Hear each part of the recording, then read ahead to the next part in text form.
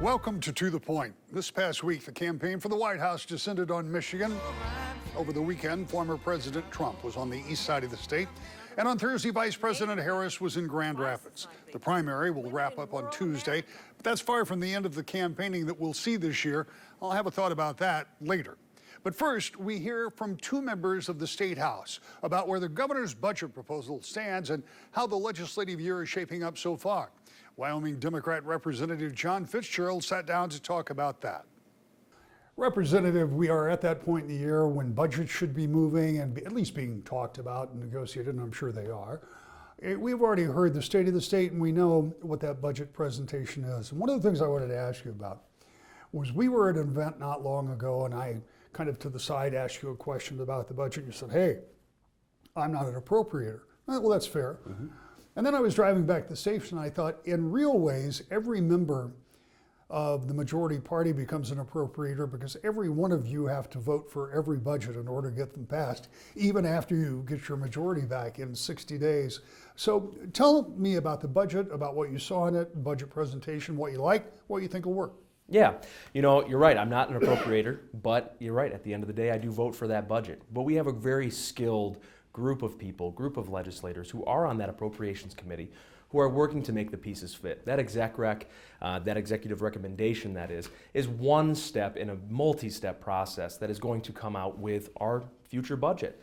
What I see is still investing in people. I think that we've made great strides over the past 14 months with the budgets that my majority party has come out with in both the House and the Senate, and then eventually the executive branch as well, to put people first. We have done that. We've invested in education, in jobs training. We're making a significant investment in how do we strategically compete for and win great jobs here in the state of Michigan. That's what I continue to see. That event that you mentioned too is talking about pre-K, right? Making sure that all 4-year-olds in Michigan have that opportunity at a pre-K education. That is critically important for the future of Michigan's education system and our economy. Let's talk about pre-K for a minute, because I had a discussion with one of your colleagues that will also appear in this show. I can't imagine that there are very many people opposed to having expanded pre-K. You would think. But the question is, how do you pay for it? And if you pay for that, what don't you pay for? Mm-hmm. The budget is always a limited amount of money, and much less so this year than last because of the federal surplus that is gone. So are you satisfied that whatever trade-off has to be, whether it's teacher retirement or whatever it is okay to make if that's what you get, if you get the pre-K and the community count? Well, you phrase that in an interesting way. Whatever the trade-off may be. I don't know that I can say here today speculating what that trade-off may be, but what I can say is that what we've done over the last 14 months is create a reprioritization for Michiganders, right? And how we want to invest in the people, in our places, in our communities to make sure that this is a state that is not only attractive, but will thrive for generations to come. That, I would say, is, yes, there's an opportunity to say, do we need to have $50 million in this project X? Could it be 40? Could it be 25 to ensure that we have the opportunity to pay for pre-K education, something that is foundational to the learning, to improve literacy, to continue to improve educational outcomes, and then employment. As I sit here in your office, and you mentioned this first time I've been in your office, and looking at a portrait and photograph of your grandfather who served as governor, a great-grandfather, who served as governor of the state. As we pointed out, before he served as a Republican governor, your family had served as Republicans until you start out very early in your career, and because of the way term limits are set up, you could be in the House for another decade plus, or you can move to the Senate, any number of things you could do. One of the things you must be concerned about as you vote for budgets, and again, I point out you're not an appropriator, is the sustainability of those, because if you pass something this year that you can't follow up with next year, that's a hard sell to constituents. So how confident are you that the things that you did last year and that you anticipate doing this year will be sustainable? One of the things that I pride myself in is that whatever policy I look at, whether it be dealing with the budget or otherwise, is longevity. We need to be smart about the decisions that we're making so that they are able to be enacted and felt and realized for, as I said, generations. That's really what I'm looking at in every policy. But I think that when it comes to dollars, it feels a little bit different because there is such a direct impact to fiscal year 25, 26, right? It's immediately in our headlights. But I think that when we talk about things like pre-K, for example, we need that opportunity for the impact to be felt years later or even decades later to really have that investment felt. We're guessing at what that impact is going to be, but the data is demonstrating that when we invest in people, that outcome is going to be significant to the future of Michigan. And isn't this really part of the larger plan that Democrats and the governor have talked about?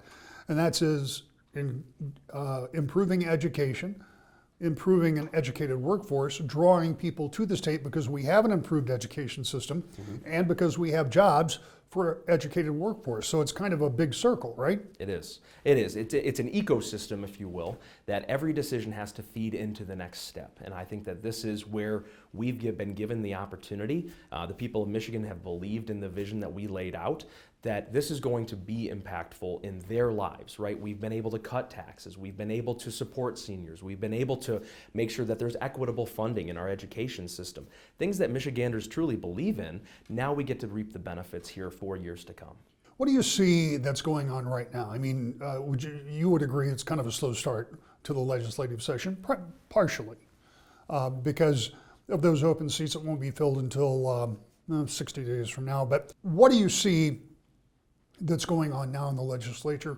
Is it kind of a slow roll as we get started this time around?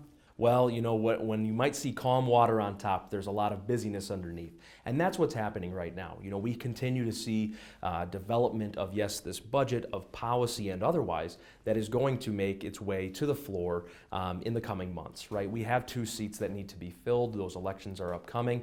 That's going to bring the House back to full strength. And by that, I mean 110. We don't know how that will turn out, but we have some good guesses, right? I expect that come April, May, June, we are going to be hard at work enacting the policies that are currently being debated and developed underneath that calm surface that you might see right now.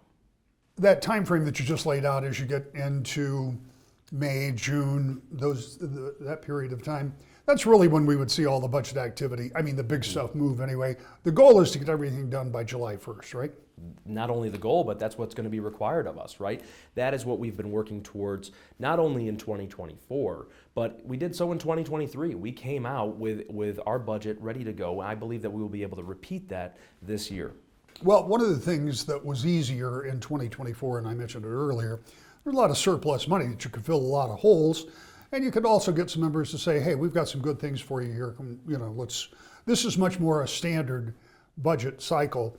Is it going to be a tougher sell, or Democrats going to be pretty much unified in this like we saw them in the first 100 days last year? Well, I think that what we saw even in the releases that came out of the executive recommendation presentation was this is a return to normalcy, right? We have that kind of return to normalcy. We had the infusion of dollars, you know, thanks to President Biden, what he was able to accomplish and bring back to the state of Michigan for us too.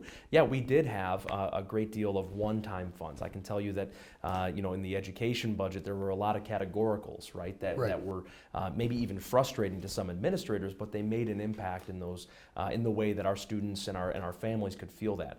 I do think that this is that return to normalcy. I do think that this is a way for us to look at not only what is one-time funding, but I'm looking for those words that are ongoing, right? How are we going to sustain these budget items for those years to come that we've discussed here kind of at length? That's really going to be important to me. Before we wrap up, we were talking earlier and you talked about some of your committee work and you said, well, maybe they're not always the most top shelf issues, but one of the things you talked about for local government is something that would provide reliability when the legislature introduces something. Talk to me about that a little bit. Well, I think that what's interesting is that when we in the House or in the Senate bring forward bills, somebody has to not only enact that policy, but pay for it. And many times that is local units of government, whether that be townships, cities, or counties. Somebody is having to pay for special elections, road funding, etc. We need to have responsibility when it comes to what type of legislation we're bringing forward. How are we going to fund that then? There needs to be a mechanism by which when we say Kent County, City of Wyoming, you're required to do this new activity. Who's paying for it? That's the responsibility, I think, at the state level that we need to be bringing forward, is saying we know that this is important enough that the state will pay for it. We need to send that money back to you all, 83 counties, hundreds of cities, thousands of townships. That's what I want to focus on here in 2024. That might be a multi-legislature endeavor, but we need to begin putting that commentary into the town square. With the governor's State of the State and budget proposals delivered, it's now up to the legislature to decide which of her ideas to fund, and more important, how to fund them. Ottawa County Republican Representative Bradley Slagh is an appropriator and talks about what he sees in the governor's proposal. Representative, let's talk a little bit about this session from the standpoint that, and I'll say from an observer looking in, it's getting off to a little bit of a slow start. We can talk about that, and we'll talk about the budget and even some legislation that we've talked about on this show before. But give me your take. You guys have been through the State of the State, you've been through the budget presentation, and as we sit, and this will air after the fact, this is going to be another 2-day week for the House of Representatives. Same has been true in the Senate. What is your take about how this legislative session is shaping up? Well, I think you just hit the nail on the head. It's shaped up really slow, is how it's begun. There's been lots of days that we could have been in session. We're in maybe 2 days a week, maybe. And we've heard the budget presentation, we've heard the State of the State, have ideas where the administration would like us to go. Now we need to get some committee hearings done so that we can actually figure out where we're going to go and bring that back. But it's continuing to be a bit of a slow move as we start out. Give me your take for why that is. Is it because there really isn't anything that you can put up on the floor that both Republicans and Democrats will vote for? Because you have to have at least, 2 Republicans on any bill now to get something passed? Or is it more a question of just waiting until what would appear inevitable, the Democrats regain that majority at 56-54? I think it's probably the latter of those two, Rick. It's going to be people saying, the people in the leadership saying, we know we've got the votes coming back, or we're almost positive. We'll move a few bills through so that it appears like we're doing something, but we don't have to really push forward very hard, and we'll get the rest of it when it comes. And so they'll have committee hearings, and we'll be ready to vote when we get to June 30th or whatever it is. But there's a lot of time between now and then, and a lot of hearings that'll happen between now and then. So there's, we can kind of forestall all of that till it comes aboard. And I think the other piece of it is, I'm not sure that leadership between the House Republicans and the House Democrats have worked really very well together at this point in time. I won't cast stones any place, they haven't worked together very well. And with that, obviously, that means that you're not working very hard at trying to put success forward, regardless of whose name is on it. Well, relationships used to be just the way Lansing worked. You knew people because you had served with them for a very long time. Sometimes you didn't even like them very well, but you knew who they were, you knew what they stood for, and you knew if you could make a deal with somebody. I would submit in this day and age that's much tougher because of term limits. Right. And I mean, some of the people who have been here the longest have been here for 5 years at this point. And so that makes it more difficult, doesn't it? It certainly does, yeah. I'm one of those long-time people, 5 years. And so, there's just lots and lots of new people that are in here that haven't necessarily experienced it, don't necessarily know how to best provide the work necessary to actually make something happen. Relationships are a key, and we haven't worked to develop them in many cases. Let's talk about the budget. I know the governor asked for a number of things. I'm always a little bit at a loss, even after all these years, reading a budget, because the numbers are jumbled, because it's plus and minus and over and under and all, for the layman, you wanted to say, we're going to spend X amount of billions or millions of dollars on this project. That's not exactly the way a budget reads, and I understand why it doesn't for technical reasons. But for those of us that aren't so technical, Tell me what the governor is looking for and what the possible is from your standpoint. I think the governor's looking for a lot. If I see what has been proposed at the State of the State and at the budget level, there are an awful lot of programs, lots of new stuff, dollars to go into education, pre-K education, community college education. We're going to give away a bunch of stuff free, and there's been, so all of those things are great if you can fund them all, right? But as I look at the budget, I don't think that there's money, income, the revenue side of it, I just don't see is going to be there unless we increase taxes, increase fees. And there's some of that in the budget, but I'm not sure there's enough to actually go around. Like 36 cents is what you pay per ton that you put in a landfill today. Mm-hmm. The proposed rate is $5 per ton. From 36 cents to $5? Yes. Just think about the local impact for the people who put their trash on the side of the road, because the cost for every one of them is going to go up substantially. I can't even give you the percentage of that. That's a huge percentage of going up. But something like that could actually increase the number of people who set out burning barrels and light them on fire and have their trash burn up. And it could be interesting what impact those kind of things, those kind of decisions have. But it's what it's going to take to be able to fund the budget that's being proposed. Are there things in there that Republicans and Democrats, I make the assumption that everybody likes the idea of having pre-K for more students. Everybody likes the idea of having community college free for 2 years for all high school graduates. So the argument isn't about the idea. Correct.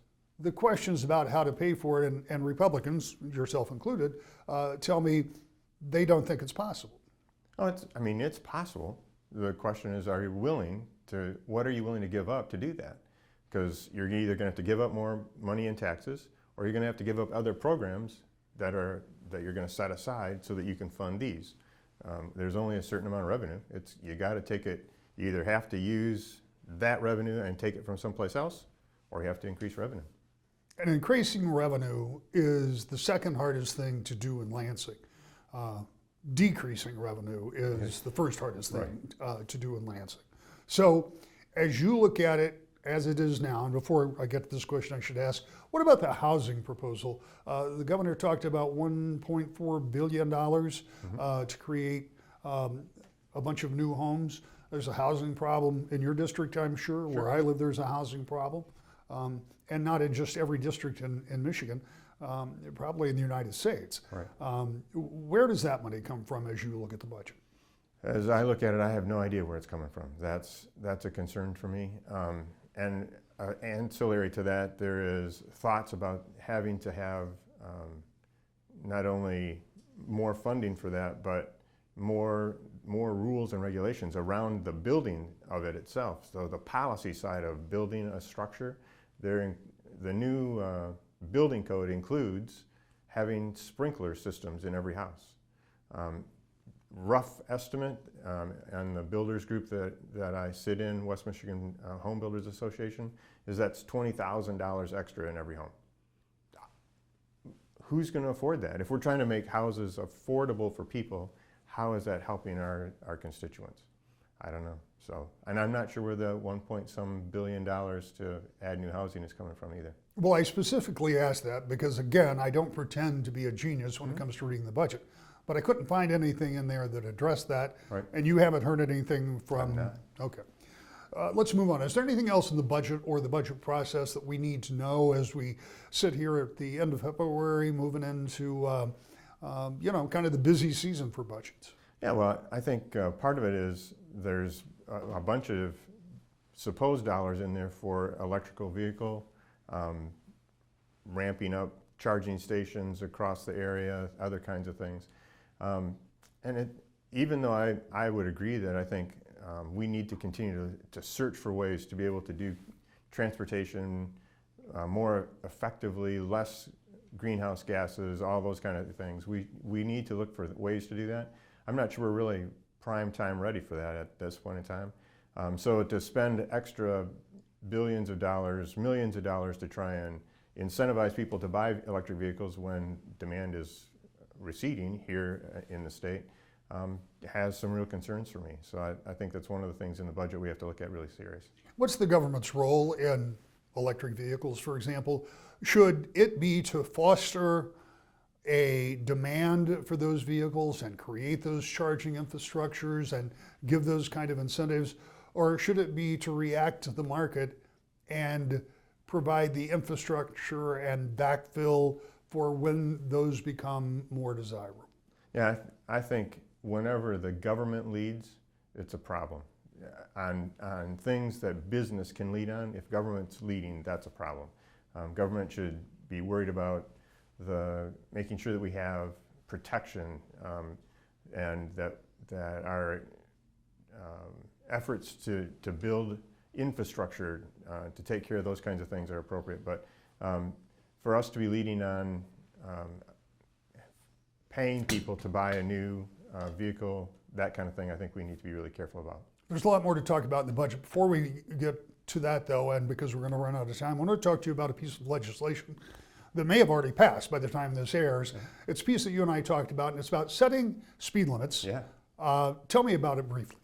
So briefly, there is the speed limits are set by a speed study. So you go out and clock everybody that's traveling down the road at the 85th percentile. So everybody's traveling this speed or slower at the 85th percentile is where you set the speed, supposedly set the speed. The problem with that is right now you have to either round up or round down based on whether it's a 0.5 kind of thing. So right now, if you get to the 85th percentile and you're at like 36 or 37.5 miles an hour, you have to round up. Well, now you're above the 85th percentile, so you're out of spec with what everybody would say is true. With that, there's additional fees and costs to the local government when you try and set a speed. We've addressed a bunch of those things and think that there's a better way to set speed limits. It's been passed by the House. I was listened to in the Senate committee, and I believe it's going to get passed out of committee today. At least I'm really hopeful it's going to go out of committee and it will go to the Senate floor. So hopefully we'll be on our way to setting speed limits in a little more effective way. And again, very briefly, what would those changes be? So you'd still do a speed study, but you don't have to do the engineering study. So that not having to do an engineering study means you don't have to hire somebody to make that happen. It saves the local units money. And you still can do an engineering study and actually, based on the things that are going around, if there's a school, if there's crosswalks, if there's churches, youth basketball courts, something right up against the road, the curves, other kinds of stuff, you can set the speed limit back, you can ratchet it back down. So there are ways to do that, to actually reduce the speed limits. And it forces you to do a speed study at the slowest part of the road. So you can't set it arbitrarily at where traffic is actually moving faster. You have to set it at the slowest part of the road, a curve, that kind of thing. Unless something completely unexpected happens, Tuesday's result from the presidential primaries in the state will follow a pattern that's been established since Iowa. It will, however, be far from Michigan's last chance to speak on the matter. As of late February, Michigan is shaping up to be a pivotal, perhaps deciding state in the Electoral College sweepstakes. And in the weeks and months to come, we'll be taking a deeper dive into just how much Michigan matters and why it should matter to you. To the point.